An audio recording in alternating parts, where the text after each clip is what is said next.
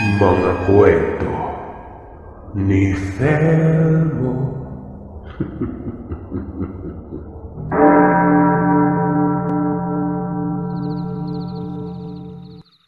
Dekada 80, sa bukiran ng Santa Catalina, sa May Negros. Maraming kwento-kwento noon na may isang matandang babae umano na gumagala. Kinatatakutan ito sapagkat bali-balitang aswang di umano ang tao. Bukod pa dyan, may iba pang pagpaparamdam ng mga aswang. Pero itong matandang ito lamang ang nakakatawag pansin. Ayon sa ating sender na itago na lamang natin sa pangalang Taloy. Lagi umanong nakikita ang nasabing matanda, lalo na kapag madaling araw. Naroroon ito sa bukana ng isang bahay, nakatitig at parang may minamatyagan. Kaya dudang karamihan na aswang ito, dahil nga sa mga kakaibang kinikilos niya. Dahil wala pang patunay, naging taliwas muna ang paniniwala ni Taloy, maging ang kanya mga magulang noon. Minsan na kasi itong napadaan sa kanila, tanghaling tapat at nagpahinga pa sa kamalig, sa tapat mismo ng kanilang bahay. Itong tatay ni Taloy na itago na lamang natin sa pangalang Jom. Sinubukang lapitan ito, gawa ng nagkaroon nga ng kuryosidad. Tinanong ng tatay Jom kung taga saan ang matanda. Maayos itong makitungo at talagang tipikal na residente lamang. Ang sabi nito ay taga Bukirang Pamplona siya. Matagal na umano itong gumagala kasi nga hinahanap niya ang kanyang anak. Hindi kasi umuwi ito at nababahala siya dahil baka may mangyaring hindi maganda. Nakakaawa umano tingnan. Sa tono pa lamang ng boses at reaksyon ng muka, makabagbag damdamin na. Pinainom ito ng tubig. Uminom na mano-mano at nagpasalamat noon. Nagpakilala pa ito pero itago na lamang natin ito sa pangalang Aling Tasya.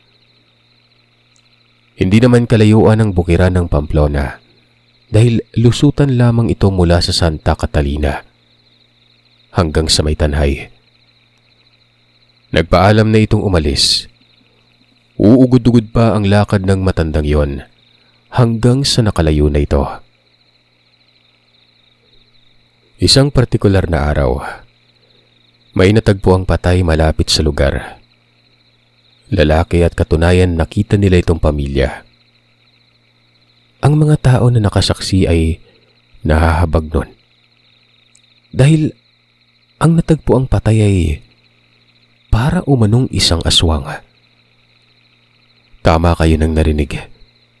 Dahil ang mukha umano nito, ibang-iba ang kurbada. Bagamat tao ang postura pero nakasimangot yon. Hindi pantay ang mga ngipin.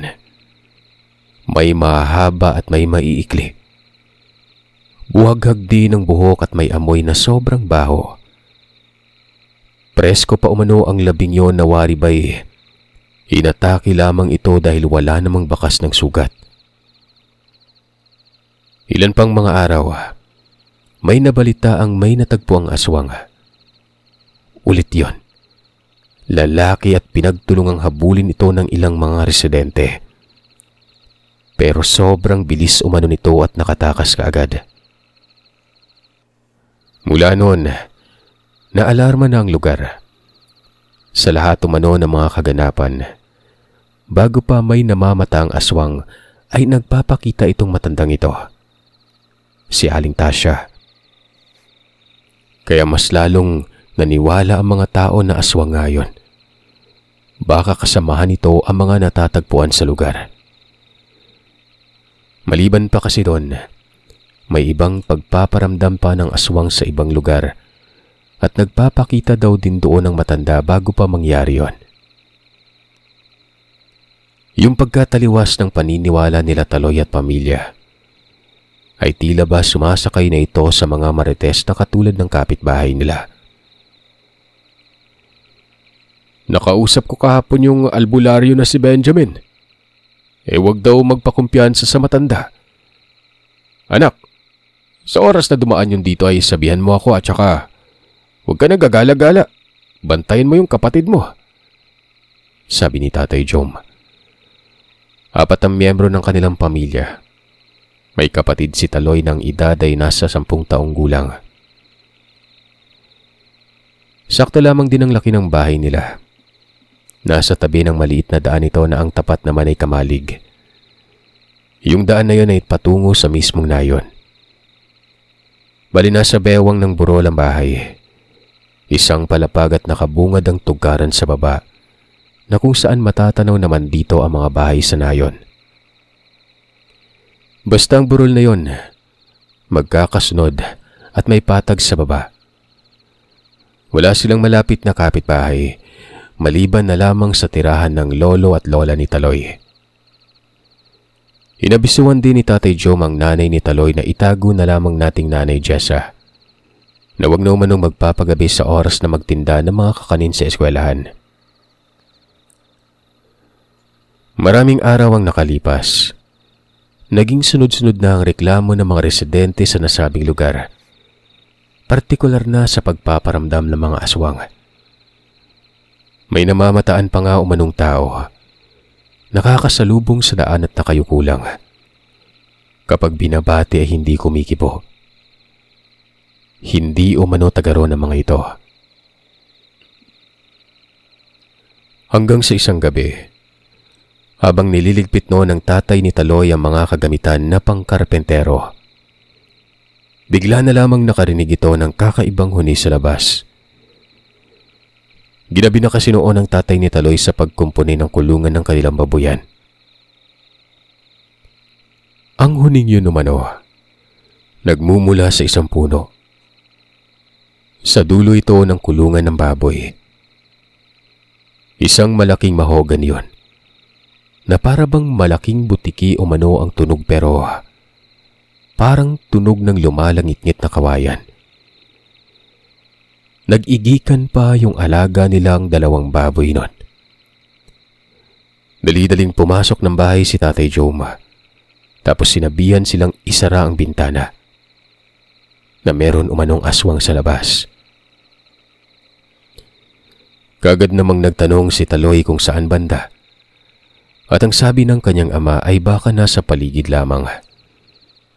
Ang huni umano ay nasa puno sa may likuran, doon sa mismong kulungan, sa tabi ng kulungan ng baboy. Matapos masara ang bintana ay kumuha umano ng itak itong si Tatay Joe matapos lumabas nun. Nagkasigawan pa nga sa kanila gawa ng nababahala sila sa padre de pamilya. Pero ang sabi nito ay sisipatin lamang daw ang paligid. Mag-iingat naman umano daw siya. Si Taloy naman noon ay hindi nakatiis. Lumabas din ito, pero may bitbit rin na sariling itak. Ito yung ginagamit niyang pang-uma na napakapurol. Nakita niya ang tatay na dahan-dahang nagtungo doon sa kulungan ng baboy. Mga 10 dipang layo mula sa kanilang bahay ito. Hanggang sa naglaho na lamang ito gawa ng hindi na naaabot ng liwanag doon mula sa may Petromac. Sa hindi malamang dahilan ayon kay Kaloy, bigla na lamang umanong dumating itong si Aling Tasya. Nakita ito ni Taloy na nagmumula sa tugkaran ng kanilang bahay, palapit sa kanya. Dahil sa pagkagulat, iniatang niya kaagad ang itak upang tagain sana ito kaso. Ibaba mo yung itak mo. Huwag ka nang magtangka dahil sa idin tatama yan kapag tinaga mo ako. Sige ka. Natulala pa ng dalian si Taloy. Nakatitig lamang siya sa matanda. Hanggang sa lampasan na lamang siya nito at nagtuloy-tuloy patungo sa may likuran. Sinundan kaagad ni Taloy hanggang sa nakita din ito ng kanyang ama. At katulad niya, nagulat din ito. Teka! Anong ginagawa mo dito? Taloy! Pumasok ka sa loob! Hindi nakinig si Taloy sa sinabi ng padre de pamilya. Nanatili lamang roon habang minamasdan si Aling Tasya noon. Hanggang sa may sinabi ito. Ayon sa matanda, mas maiging sila daw mag-ama ang pumasok ng bahay. 2 aswang umano ang nasa paligid nun. Ang isa ay nasa ibabaw ng puno, habang ang isa naman ay nasa damuhan. Balak itong magnakaw ng alaga nilang baboy. At baka kapag nagkataon, sila ang kainin ng mga ito, imbis na yung baboy. Humihingi ako ng paumanhin. Itong mga lokong nilalang galing to sa bukiran ng San Jose.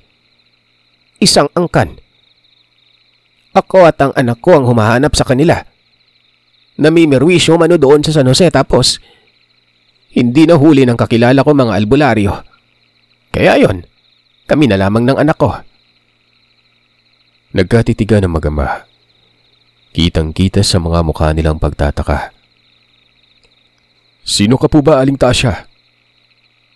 Hindi nagsalitang matanda sa tanong na yon. Hanggang sa may dumating pang isang tao.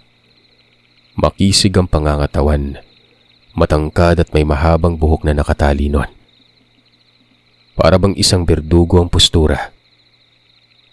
Tinawag ni Aling Tasya ito na anak at sinabing nasa baba daw ang mga aswang. Yung nasa puno, umalis na daw ito nang makitang dumating yung anak ni Aling Tasya. Takang-taka ang mag-ama nun.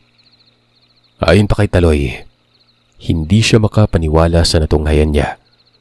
At alam niya sa sarili noon na maging ang tatay niya ay ganun din ang nararamdaman.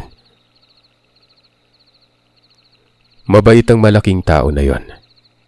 Kalmado umano ito magsalita. Tapos ipinakilala ang pangalan. Itago na lamang natin ito sa pangalang Danilo. Ayon dito, pumasok daw ito sa loob ng bahay. Dahil anumang sandali kapag nangaha sa mga nilalang ay maaari umanong madali ang mag-ama. Walang ano-anong pumasok nga sila sa loob. Doon sila sa kusina pumunta. Nakabungad naman doon ang kabuuan ng likod kaya doon sila nakasilip noon. Nakikita ni Taloy na nag-uusap si Aling Tasya at Danilo. At ilang saglit lang ay umalis si Aling Tasya. Ang naiwan na lamang doon ay si Danilo. Naupo pa yun sa isang nakaumbok na bato na wari ba'y binabantayan ng lugar. Pero habang nakaupo umano yun, nagsasalita ito. Ganoon na lamang ang pagkawindang nila dahil sinabi nitong, "Ako ang pumatay dun sa natagpuang aswang malapit dito. Sinabi ko naman sa nanay ko na kausapin lang eh. Nilagyan ba naman ng pangontra yung bahay? Ayun, lumayo sa San Jose. Dito nakarating. Siguro isa sa mga bahay dito kaanak ng mga aswang eh. 3 na lang sila. Napatay ko yung 2 dun sa lugar nila. Tapos yung isa dito banda." Dagdag pa nito, hindi siya aalis doon hanggang sa hindi sasapit ang umaga. Kung may bala kasi ang isang aswang sa lugar, tinutuloy talaga ng mga ito. Pinagtimpla nila yon ng kape. At dito, may naalala si Tatay Jom. Kung hindi daw siya nagkakamali, ang lalaking ito ay nakita niya na doon sa bukid ng Bayawan. Sa tabo mismo. Nakikisugal din sa Caracruz. Ito kasing si Tatay Joe may sugarol ito kung may tabo na malapit lang ay dumadayo ito para sumugal. Hindi makatulog si Taloy nun. Naroroon lamang ito sa may likod. Nasa bukana ng pinto ng kusina. Ganon din si Tatay Jom. Tinanong nito si Danilo kung saan pumunta si Aling Pasya. Ang sabi naman ng lalaki ay umuwi daw yon. Diretso na ito sa bukid ng Pampalona. Siya na lamang umano ang aasikaso sa mga gumagalang nilalang. Kaya naman umano niya mga ito. Sa oras na malaman niya umano kung saan nakikisilong, talagang papatay niya. Kahit sa harap pa mismo ng mga tao. Ultimong nasaan yung tao pa yon. Mahaba ang pag-uusap na yon.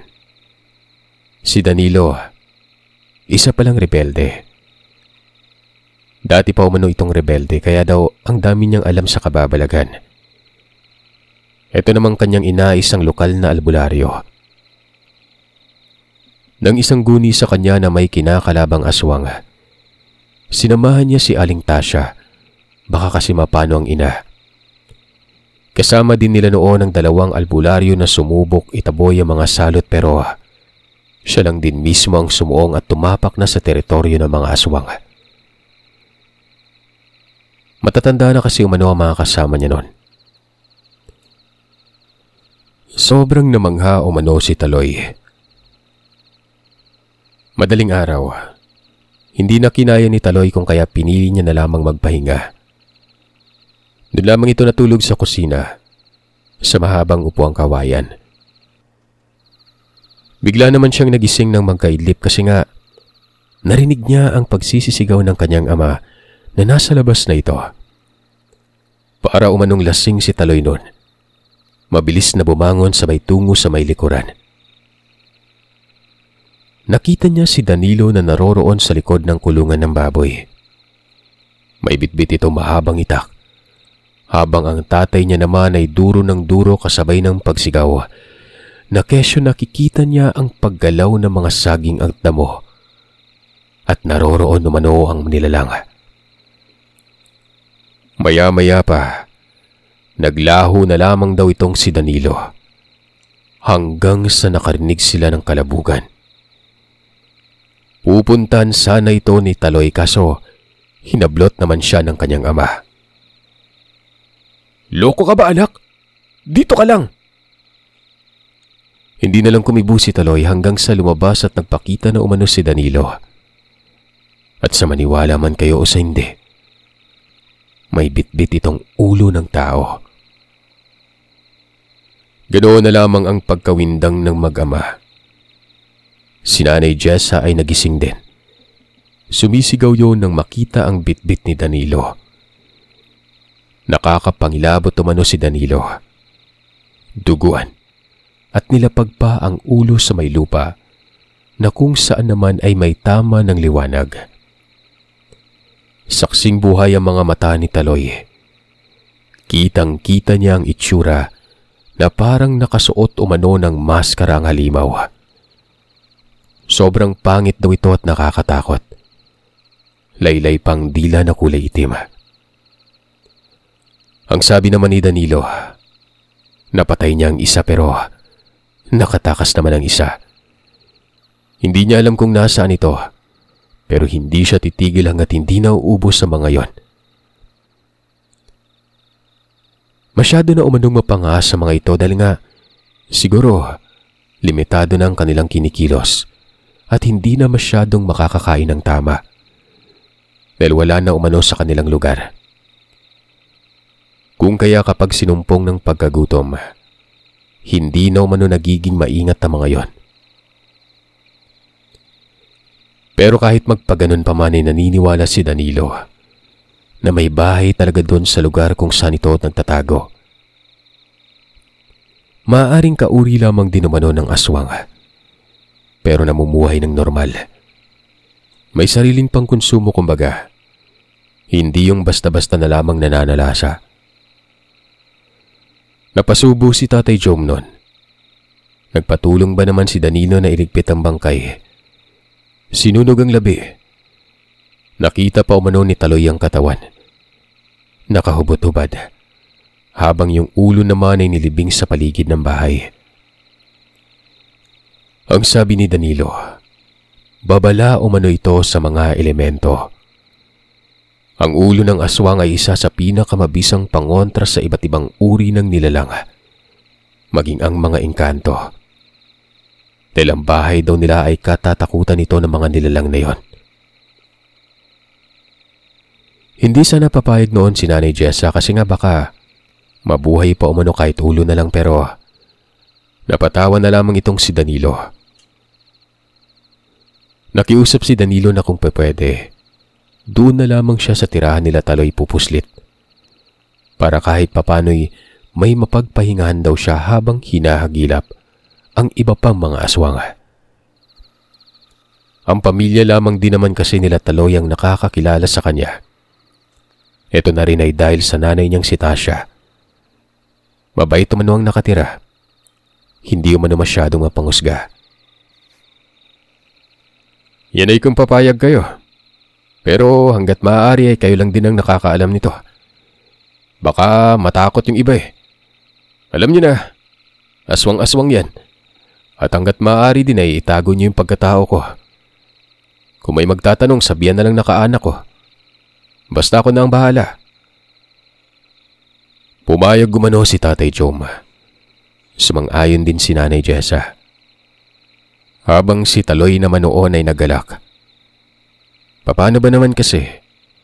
Namumutawi sa isipan niya noon na malalaman niya ang sekreto nitong dayo. Doon nga nanatili si Danilo.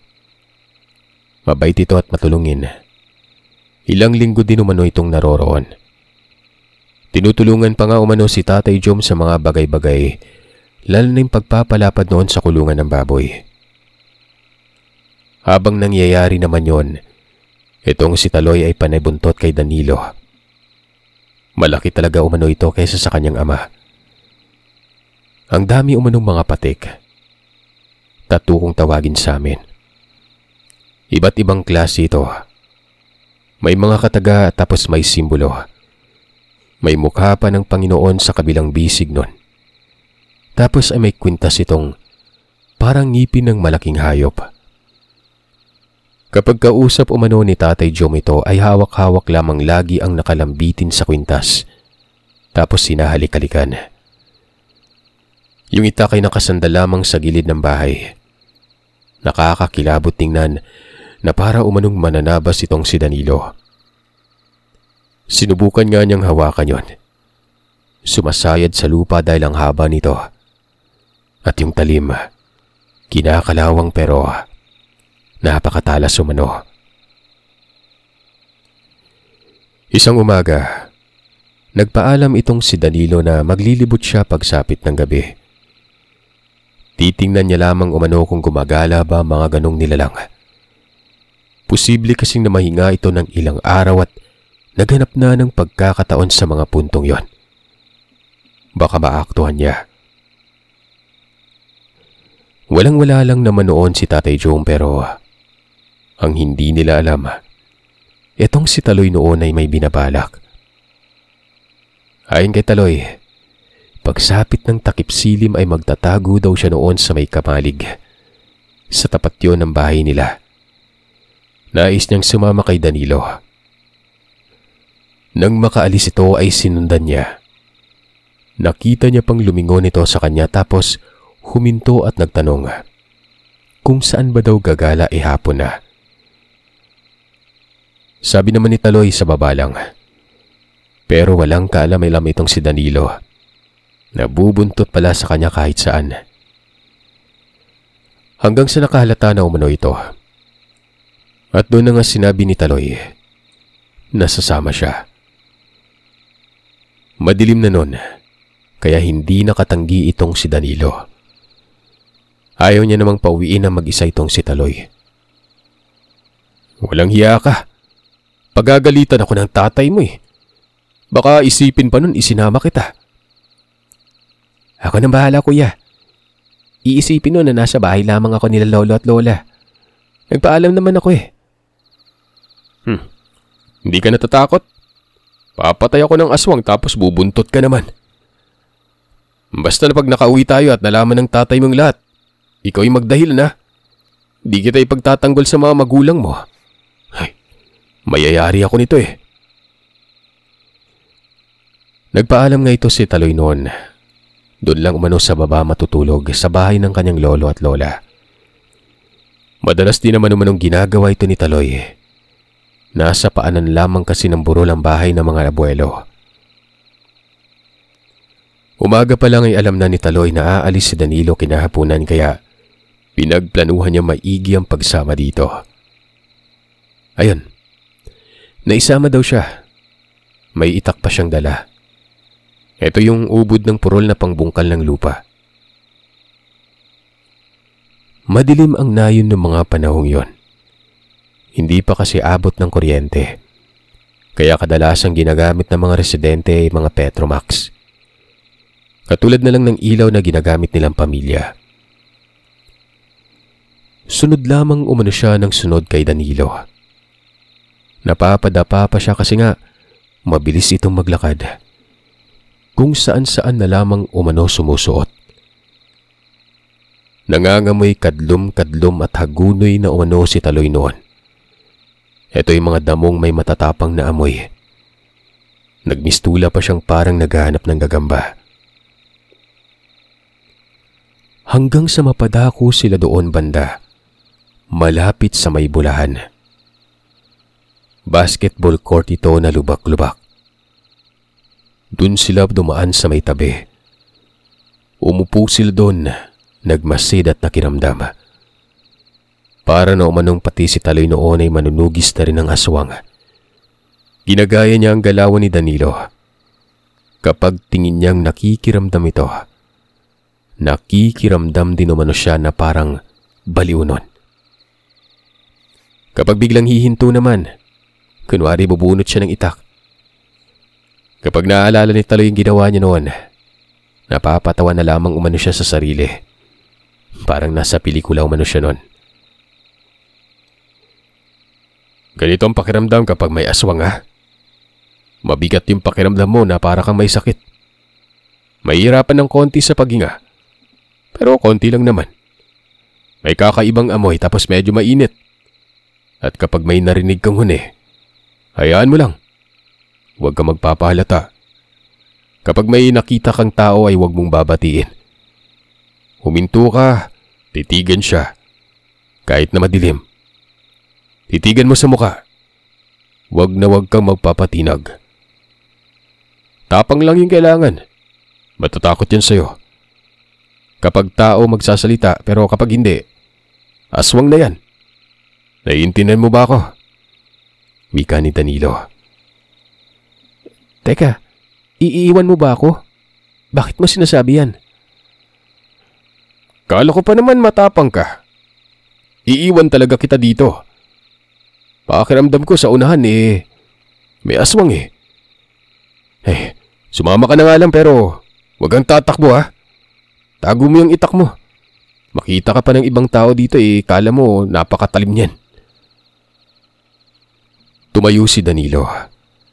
Sa unahan ng lugar na yon, may mga tanim ng kumpol ng Himilena. Mga maliliit pa lamang ito pero halos magkakadikit. Ang sabi ni Danilo, nasa baba umano ang aswang. Hindi sila nito napapansin gawa ng nakapakakumpiyansa umano. Si Taloy naman noon ay panay angat ng tingin. Hinahagilap niya kung saan banda ang nilalang. Hanggang sa nakarating sila doon sa mga puno ng Himilena. Dito nakita ni Taloy ang isang tao. Nakaupo at nakasandal sa manipis na puno. Madilim, kaya hindi niya naaaninag ang muka. Huminto si Danilo. Sinabihan si Taloy na dumistansya ng konti pero huwag itong tatakbo. Umabante ng lakad si Danilo noon. Yung anino naman ng tao na nakikita ni Taloy, tumayo. Kumabig patungong sagingan. Sa unahan nito kung saan sobrang sukal. Ilang saglit pa ay nawala na lamang sa paningin ni Taloy si Danilo. Kasunod nito ang pagkalabugan sa kabilang parte. Si Taloy noon ay nangangati na umano ang kanyang mga paa. Gusto niyang lumapit doon. Alam niyang may nangyayari na. Hindi niya naman makita ito dahil sobrang dilim noon. Hanggang sa sumigaw umano itong si Danilo. Ang sabi sumunod daw sa kanya si Taloy. Naaninag niya si Danilo na dumungaw sa bahaging madilim. Dali-dali namang tumakbo si Taloy. Sumusunod lamang siya kay Danilo. Doon ay napansin niyang nabasa ang kanyang kasuotan. Pagtingin niya dito, amoy malansa. Parang dugo. Tilagsik yun mula sa mga damong nadadaanan niya. Natitiyak siya sa puntong yun na may nasugatan. At ito ang hinahabol nila. Gusto nang sumuko ni Taloy kasi nga bukod sa pagod na siya, paakyat pa ang lugar nun. Maliban pa dyan ay napakasukal nito. Medyo malayo na umano sa kanya si Danilo. Pero nang makarinig siya ng huni na kagaya ng narinig niya sa bahay nila noong may aswang, nawala umano ang pagod niya. Ayon pa kay Taloy, parang inihipan ng kanyang batok noon ng malamig na hangin. Sirit kagad siya ng takbo. Hanggang sa hindi na niya namalayang nauuna na pala siya noon kay Danilo. Hinablot siya nito gawa ng, "Hoy, walang iya kang bata ka. Mahulog ka dyan. Ano bang nangyayari sa'yo?" May narinig kasi akong tunog ng aswang eh. Dun sa likod ko lang. Walang iya. Baliw. Nandito nang gagaling sa harap mo oh. Huwag pang magpapalin lang. Shh. Huwag kang mag-iingay ah. Dumating na yung isa pa. Dito ka lang. Huwag na huwag kang aalis. Dumapa umano sa damuhan si Taloy. Hindi niya naasiwa pa ang mga makakating damo. Si Danilo naman ay nawala na lamang bigla nun. Tapos ay may kumagaskas sa unahan. Narinig niyang paparating ito at sobrang bilis sumanunon. Halos mapatalon itong si Taloy sa gulat dahil dumaan mismo sa kanyang gilid ang nilalang. Nakita niya pa itong huminto. Isang di pa lamang ang layo at nagpapalinga-linga sa paligid. Saksing buhay ang mga mata ni Taloy nang bigla na lamang sumulpot itong si Danilo at tinagpas yon ng mahabang itak. Umungol lang nilalang. Nakita niyang naglulupasay ito sa damuhan. Gumapang ng mabilis ito palayo pero hinabol yon ni Danilo. Ilang saglit pa, bumalik na si Danilo. Ang sabi, patay na umano ang isa. Pero yung sugatan kanina ay bigla na lamang umanong naglaho. Anong gagawin natin sa napatay mo? Saan siya banda? Tanong ni Taloy. Ayon naman kay Danilo, nasa baba umano. Nalaglag umano ito patungo doon sa ilog. Hayaan na lamang umano yon. Nasa anyong aswang naman kaya walang magdududa kung sakaling makita ito ng mga tao. Sandali kuya. Di ba sabi mo ikaw din yung nakapatay nun sa aswang na malapit sa amin? Wala naman sugat yun. Paano mo pinatay? May mga bagay na hindi mo alam, Taloy. Napakahirap ipaliwanag. Hayaan mo. Pag may oras ay sasabihin ko sa'yo. Tara na, umuwi na tayo. Bukas ng umaga ay hahanapin ko ang isa. Yak may bahay dito sa inyo na may taong sugatan kinabukasan. Hindi na lamang nagsalita si Taloy. Sumunod na lamang siya kay Danilo. Sobrang lalim na ng gabi nang makarating sila. Si Taloy ay sa likod dumaan. May butas kasi sa ilalim ng alababo. Habang si Danilo naman ay kumatok at bumati sa harap at pinagbaksan naman ni Tatay Jomnon. Pasimpleng dumaan itong si Taloy at kagalitong humiga sa mahabang upuang kawayan doon sa kusina. Ito namang si Danilo. Parang nakuha kaagad ang diskarte. Sinita siya nito at ang sabi, "Oh, nakatulog na lang sa kusina tong batang to. Kanina pa ba dyan yan, Kuya Jom? Baka malaglag sa upuan." "Abay ewan. Nagpaalam yung kanina na sa lola niya daw sa matutulog ah. Saan kaya dumaan tong animal na to? Nakasara naman ng pinto eh." "O teka Danilo, duguan ka. Anong nangyari sa'yo?" Anak, gising. Ipagtimpla mo ng kape tong si kuya mo. Kararating lang. Sabay tapik kay Taloy noon. Mabilis namang bumangon si Taloy pero nakita niyang nakasimangot ang mukha ng kanyang ama. At mabilis na sinabi nito na duguan din si Taloy. Nakita kasi nito ang damit na may tilagsik ng dugo. Napakamot na lamang ng ulo si Danilo noon. Hindi pa man nagsasalita si Tatay Jom. Inunahan na kagad ito ni Danilo. Inamin niyang kasama niya talaga itong si Taloy. Wala naman siyang nagawa dahil sumunod ito sa kanya. Hindi naman umano pwedeng pauwiin dahil malayo na siya at gabi na noon. Siguro dyan yan sa likod dumaan. Pasensya na, di ako nagsabi ng totoo. Baka kasi pagalitan mo eh.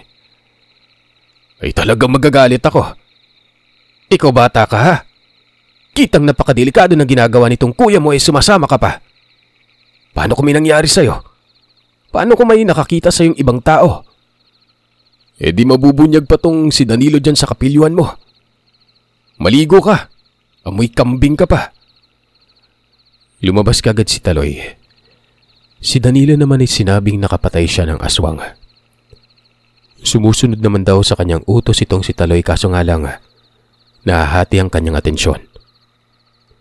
Nasa ilog umano yung labi at sinabing bukas ay aalis din si Danilo at hahanapin yung isa. Teka, hinayaan mo lang yun sa ilog? Baka pagkaguluhan yun ah. Saan ba banda? Sinabi naman kaagad ni Danilo kung saan banda. Itong si Tatay Jom, wala anong umalis. Ang sabi ay ililigpit niyang labi at may dala pa umano yun na itak. Sinabihan ito ni Danilo pero hindi nakinig. Hindi na lamang din nagsalita itong si Taloy pero naiintindihan niya ang tatay. Natatakot din ito sa posibleng maging gulo sa lugar sa oras na mamataan ng mga tao yung labi na yon. Bumalik umano ang kanyang Tatay Joe madaling araw na. Hapong-hapo ang mukha nito at nababalot ng uling ang katawan. Halatang sinunog umano ang labing yon.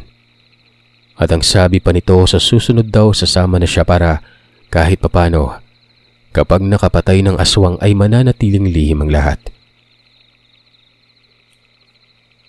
Kinabukasan, magkakasama silang tatlo. Si Taloy, si Tatay Jom at Danilo. Hindi na pinagbawalan ni Tatay Jom si Taloy. Batid naman ni Taloy noon na kumpiyansa ng kanyang ama para sa kanya.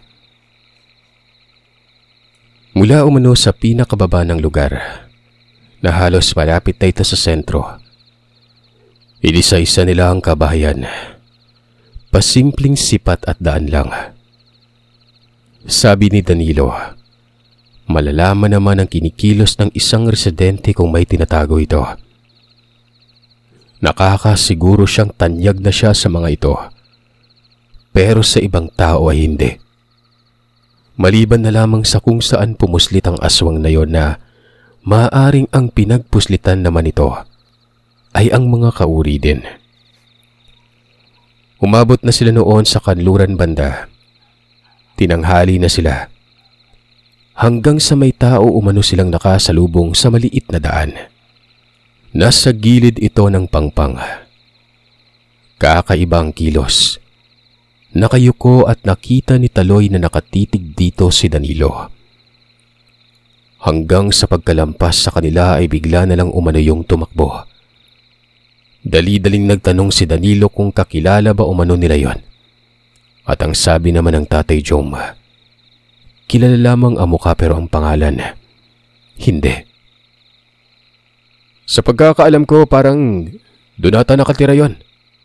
Nakikita mo ba yung burol na yon? May ilang mga bahay dyan. Nakipiesta na ako dyan at parang doon ko siya nakita dati. Tama ako ng hinala. May kauri nga dito ang mga lumabas na aswang sa bukid ng San Jose. Sabi ko na nga ba? Bueno nakita niya tayo ngayon. Baka lumiis ng daan yun at bumalik sa lugar nila. Baka nagbigay alam to sa nataga ko kagabi ah. Hayaan muna natin pero sasadyain natin ang lugar. Huwag lang kayong magpakita ng kung anumang motibo ha. Ikaw Taloy, ang likot mo pa namang walang hiya ka. Huwag kang lalayo. Tong anak mo Kuya Jom, napakakursunada eh. Kala mo hindi duwag. Pinuntahan nga nilang lugar. Sobrang init daw noon kasi nga nasa tuktok sila ng bundok. Walang masisilungan.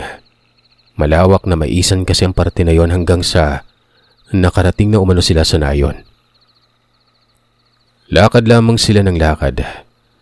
Naiintindihan naman umano ni Taloy ang nais mangyari ni Danilo. Kung kaya't inaantay niya lang ang hudyat nito. Hanggang sa may isang bahay umano doon na may ilang mga tao at parang may pinagkakaguluhan. Siyempre, lumapit si Danilo. Nakabuntot naman ang mag-ama. Hanggang sa doon ay nakita nila ang isang lalaki. Sugatan na nakahiga sa may papag. Wala na itong buhay. Unang pumasok sa isip ni Taloy noon ay maaaring ito na ang nilalang na nataga ni Danilo. Aminado din siya sa sarili noon na maging si Danilo ay parehas sila ng iniisip noon. Yung mga tao ay nakasipat lamang sa bintana. Natingin ni Taloy sa mga ito, mga kapitbahay na nakikiusisa. Samantalang may nakita naman siyang dalawang tao sa loob. Isang babae at isang matandang lalaki. Parang mag-ama. Nakabungad sa mga ipintuan sa bukana ng silid. Isang palapag lang din yung bahay. Yung silid ay nakaangat sa lupa. Yung sala nakaangat din pero mas mababa yon at may sahig na kawayan. Naroroon nakahandusay ang labi ng isang lalaking ito. Ano pong nangyari dyan? Parang pinagtataga, no? Tanong ni Danilo na parang napaka-inosente. May sumagot naman daw doon na ang sabi ay pinsan daw ito ng nakatira sa bahay. Umuwi umano kagabi na sugatan. Dadalhin sana sa ospital pero namatay umano. Baka umano nakakita ng away pero wala naman daw sinabi ng buhay pa ito. Kinalabit ni Danilo si Taloy. Umudyat ito at kaagad silang sumunod ng maglakad palayo. Sabi ni Danilo, uuwi na daw sila dahil wala na umano ang mga aswang. Pero natitiyak umano niya na aswang ang nakatira sa bahay na yon. Sumisipat sa kanya. Alam ng mga ito na siya ang dahilan kung bakit namatay yung kauri. Ano namang gagawin mo sa mga yan? Papatayin mo din ba? Tatambay po muna ako sa inyo ng mga isang buwan. Tingnan natin at baka gumante. Pero wala akong balak na masama sa kanila kasi alam ko namang namumuhay ng normal yan eh. Pero syempre, hindi tayo magpapakumpiyansa. Yung mga napatay ko, kauri pa rin nila. Umuwi nga sila noon. Pumuslit itong si Danilo ng hindi lang isang buwan, kung hindi mahigit isang taon. May namamataan kasi itong si Danilo na napapadaang nilalang kaya binantayan niya ng maigi ang lugar. Ito na rin ay batay kay Taloy. Minsan pa nga daw ay may kinompronta itong si Danilong tao at doon ito sa ibabaw ng kanilang lugar kung saan patagan doon at madalas doon nakikita ni Taloy yung taong kinompronta ni Danilo. Sinabihan daw ni Danilo na kung anumang tinatangka ay wag na lang ituloy kung ayaw umanong matulad sa kaanak nila. Kung gusto nitong mamuhay ng normal, ay ipagpatuloy lamang at huwag nang naisin pang mangas nun. Dahil papatayin umano sila ni Danilo. Nabahala sila Taloy nun. Kasi nga, namataan na si Danilo na sa kanila pumupuslit. Ipinaalam ni Tatay Jom ang hinanaing nila sakaling umalis si Danilo. Baka umano silang puntiryahin kaya yung ang dahilan kung bakit umabot ng mahigit isang taon si Danilo sa lugar. Bumibisita naman umano si Aling Tasha. Minsan ay may dala itong kung ano-ano mga pagkain. Hanggang sa katagalan, parang naging bahagi na ng pamilya nila itong mag-ina. Dalawa na lamang pala si Danilo at ang nanay niya. Patay na ang tatay ni Danilo. Ang kapatid niya naman ay isang rebelde din ay nasawi umano sa labanan.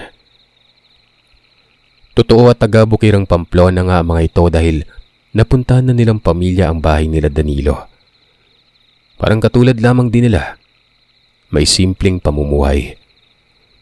Kilala si Aling Tasha bilang manggagamot pero walang nakakakilala kay Danilo sa kung sino at anong totoong pagkatao nito.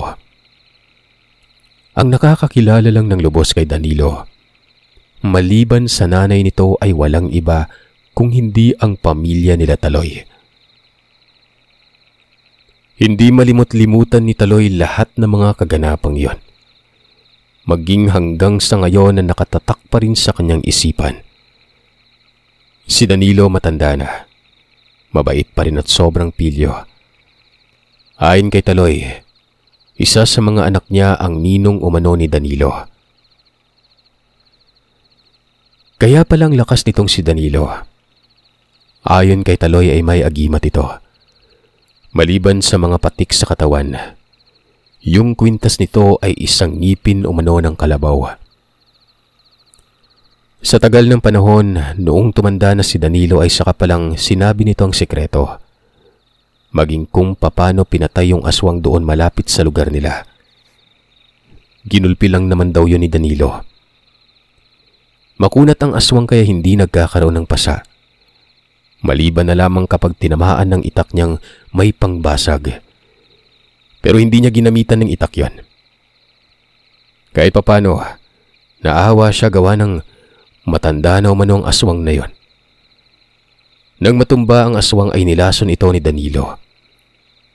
Tama ang sabi-sabi na kapag may tangan, karunungan at kung ano-ano pang aral, ay huwag umanong ipagsasabi sa kahit sino. Dahil ang pagkakaroon ng abilidad, hindi umano ipinagyayabang. Bagkus ay tinatago ito dahil maraming nagkaka-interes. Ang mga katagang ito ay nanggaling kay Danilo, ang berdugo ng mga aswang sa liblib ng Negros.